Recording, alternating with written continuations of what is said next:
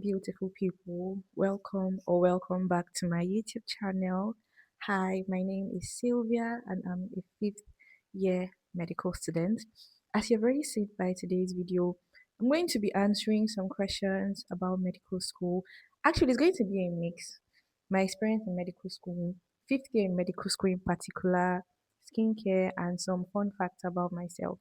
But mostly on school and like skincare. So be it's actually going to be a mix and it promises to be very fun. It's actually going to be very fun. And hmm, yeah. Okay, so for today's video, it's actually different from my regular kind of video. Today's video is just our regular chit chat kind of video where I'll be gisting you about school so far, medical school, and I'll also be throwing in some minor advice here and there. So that's just how today's video is going to go. And to aid me, I have some questions that nobody particularly asked, but I'm going to answer. I wrote down some questions. Actually, I got some from AI and I also thought about some. I'm going to be answering them and well, let's see how this goes because this is my first time doing something like this. So yeah, let's see how this goes. So, question number 1 here is what has been the hardest part of being a fifth year medical student? This is going to be pretty long. Okay, well, fifth year in medical school is actually very long. In my own school, it's very long. We've been here for more than a year. It's actually very long. That's one hard part too. It's actually tasking. Initially, we did like the whole special postings and mental health posting. Then we started the main courses for like fifth year pediatrics and obs and line. And anyone that has passed through medical school will tell you that pediatrics is actually tasking. It will demand a whole lot from you. So, and I think being consistent, this fifth year is one year that I have tried to be consistent with my studying because of pediatrics. Pediatrics is very, very tasking. O&G is equally O&G is equally I mean, but pediatrics is really, really tasking. So I think trying to stay consistent, going every day to school, because you actually need 75% attendance to make it to be eligible for the exams. So actually being consistent has actually been the hardest part for me in this fifth year. Yeah. So question number 2 is what does a typical day in your life look like during clinical postings?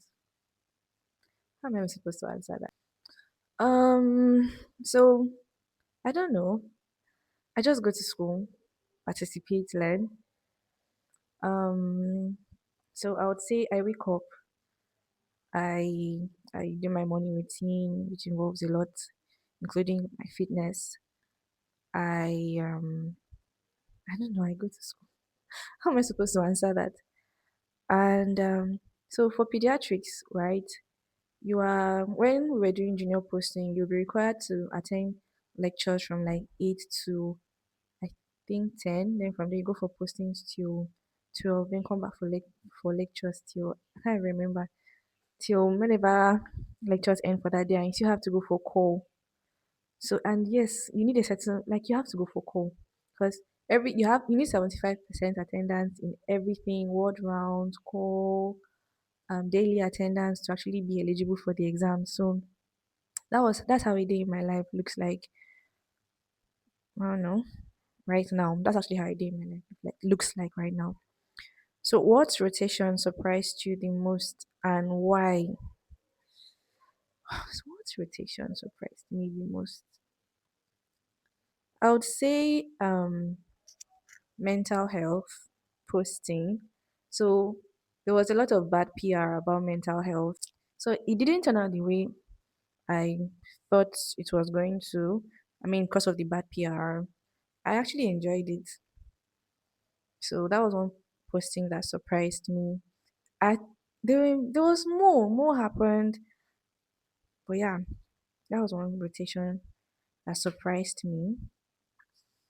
Hmm, I would say another was ophthalmology.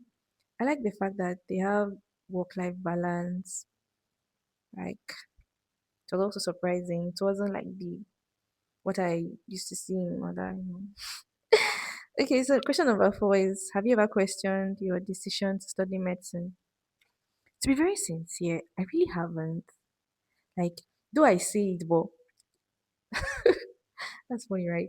I do say it like, oh God, who brought me here? Who sent me? But I haven't really ever actually questioned my decision to study medicine. Being here is a blessing I would never take for granted. So yeah, I think that's just the answer to that. What has been your funniest hospital experience? Nothing. Except maybe during mental health posting. Like that was literally my best posting this year. Like in fifth year. That was my best posting. It was so funny. Some of the cases were honestly really funny. Like when I think about it, some of the cases were honestly very funny. But my personal funny or funny experience, maybe something.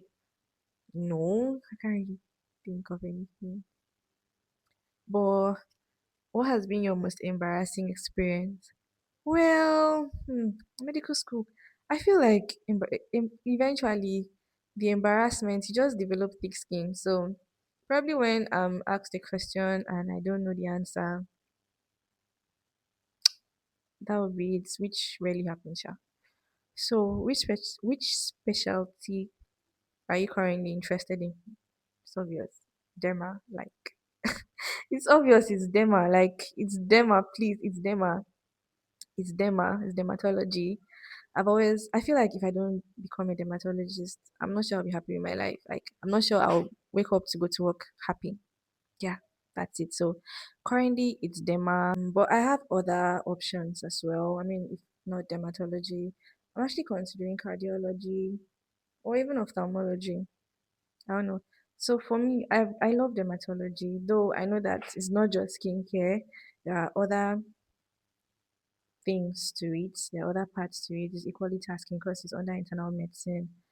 But it's something I enjoy or I like. Because I've come to realize a lot of people do not want to associate themselves with dermatology. Surprising. But I don't know, I find it intriguing. So yeah, for me to be derma. And please, I want the lifestyle that comes with it. I don't know if there is. But yeah. So, what posting did you enjoy the most? Obviously, mental health posting, psychiatry, mental health. Like that was literally my best, and it will probably be my best till I actually leave the school. Which is surprising because why was there so much bad PR about it? Like it was actually enjoyable. Yeah. So this next question is very funny. How do you deal with burnout and exam stress? I sleep. I take a break. I rest. Watch movie. Okay, I create content. Yes, I create content. It's because some people may say creating content is stressful. How is that helping? I think it just helps me escape from what I'm doing for the meantime. I just do something different, just take a break. I won't even exactly say I watch movies. I'm a movie person. I like movies. I like movies. But I would say I listen to music. I go for a walk. Honestly, I just go for a walk to clear my head. I stroll. I also love window shopping. That's so funny. But yeah, I think in summary, I'll just say I take a break. I do things that I love. A short break, obviously, and I do things that I love, and just to escape that situation that I'm in. Yeah, so that's what really helps. Do I eat? No, no food. No, like food is not part of it. It's sleep, please. Okay, these questions are plenty. So the next question is: do you think people see the real you online? No. Even like amongst my colleagues, people really don't know. Like they don't know the real me. A lot of people don't know the real me. They don't know the real me. Okay, the part of me that I would say is real online is the way I talk. Is actually how I talk in person. I'm not a fast talker. I'm like the slow. I'm like a slow talker. I like to take my time to talk. So that part is real. My mannerism, the way I'm just comported. That's just how I am in reality. But aside that, my personality, not exactly. But hopefully, with time, I would. No, but come to think of it, if that is it, then maybe people really do see a good part of me online. Yeah, I think so. Say yes. So, what skill have you improved on the most in fifth year? I've actually improved on a lot, a whole lot. My communication skills, my public speaking skills, even my ability to study for longer. I've actually really, really tried to improve on that in fifth year because it's very essential, very necessary. Okay. Um, but I think one skill I really haven't worked on is my socialization skills. But communication, public speaking, I've actually improved on a whole lot in fifth year. Like there's so much I have improved on. Time management is something I really haven't had to struggle with because it was a skill I developed right from when I was a teenager. I've I'm very good at time management, so it wasn't something that and personally I think time management is very important. Not even personally, time management is a very important skill you should actually have in medical school. Very very important. Like it's super important. Like time is precious in medical school. So medical school is not the place that you joke with your. So I would say that okay. So what's something people assume about you that isn't true? People assume a lot. People assume a whole lot. I can't even start mentioning. Okay, is it the one that I'm quiet? Well, okay, the one that I don't even speak at all, or I cannot even talk. Like, how does that even make sense? You have an innocent face, which is good. Thank you. But it's always so funny when people are just like, "Do you talk?" Like, I think I would say I'm quiet when I'm around people I don't know or I'm not comfortable with, or if I'm new to a place. I'm always so intrigued when I meet people that are new to a place and they're very expressive. First of all, I have to be very comfortable. I have to know who I'm interacting with, the kind of person I'm interacting with, so I know the kind of interactions to have with you. Yeah. So there's so much there's so many things people assume about me that are not true, including the fact that I'm shy.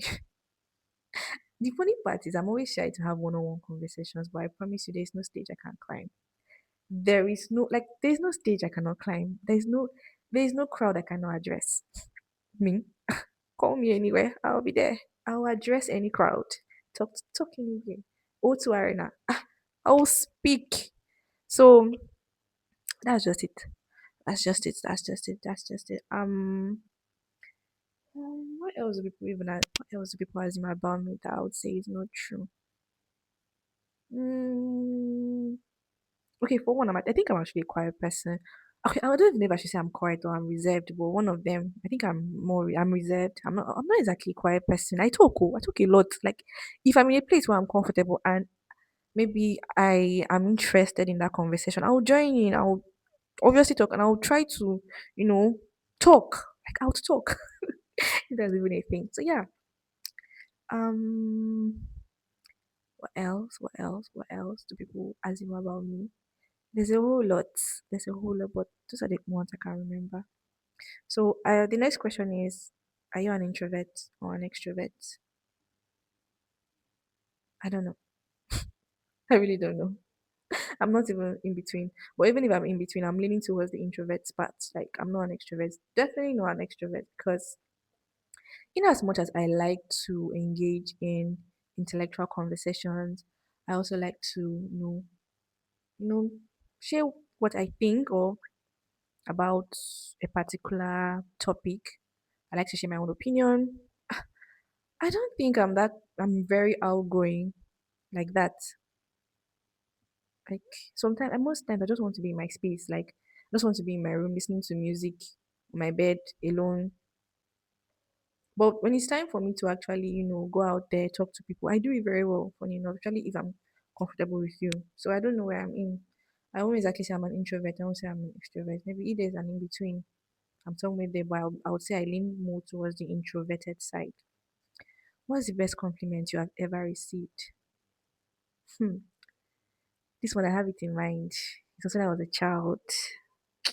That was surely before I received First Holy Communion. So I was the youngest in my communion class. I was 7 at the time. Now I think short as at that time, if you were 7, you could actually receive communion. So when I was 7, obviously my grandmother encouraged me to attend communion class. And yeah, I come from a Catholic family, like everybody around me. So the way it is in catechism class, you would take an exam to qualify, obviously, for the to receive Holy Communion. So I read the exam. I was the second highest. I still remember my score. I know I scored about 50 something, I think 52. And then the highest was like 56. So the coordinator was very impressed with, and then he was also impressed that as a 7-year old, I was very put together. And this is something my mom usually tells me, that as a child, I was always very put together. Like I was just put together as a child. So why am I saying so too much? Sorry, please.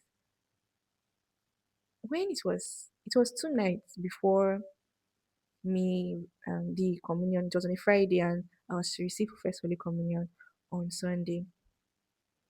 I heard that, okay, news got to me that I could not receive communion because I was not up to 10, that they had raised the age limit to 10, which was crazy because, hello, I have attended communion classes. I passed, not even in writing, character and everything. I cried. I'm coming to the compliments. I cried. I cried so much. I cried so much. Then on Saturday, my the coordinator took word back, and the priests they spoke to the priests, and then I got word on Saturday that I could actually receive Holy Communion. Now here's the compliment part. When it was time for us to receive communion, the priest said, he mentioned that this set of people will be receiving communion, and he now mentioned my name, and he said there's a special, like a special, obviously, because I was like a special case. She's 7, but she has the mind of a 10-year-old, the brain and mind of a 10-year-old. Ah, till date, that is the best thing someone has ever said to me. Like that, like that was the best thing someone ever said to me, and that was how I received Holy Communion at 7. Now, when I see 7-year-olds, I actually understand. But for a 7-year-old, honestly, I was very put together. I still remember I used to do the dishes. I was the one that used to walk myself to communion class and back. I was very put together. So yeah, so that's the best compliment I've ever received. Aside that, maybe people telling me that I'm articulate because I read in my church. I get a lot of compliments about me being reading very well. I'm a lecturer in church. So yeah. Now the next question is, how did you get into skincare? Hmm. How did I get into skincare? It was just, I will not really, since the video is already long, I think I'll try to rush this part. I'll just answer 2 questions from here. How did I get into skincare? It was because my skin was looking terrible. Like, it was so crazy because people that knew me from like secondary school would see me and be like, Sylvia, why are you so dark? And then people that seeing me newly, they'll be like, oh, you have such nice chocolate skin.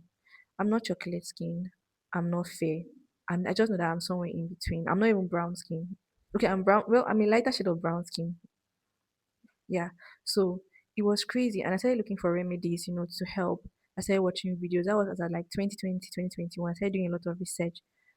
And then I decided that, okay, because I wanted to like put out honest reviews about products because, yeah, and I also wanted to give value. I also wanted to create content.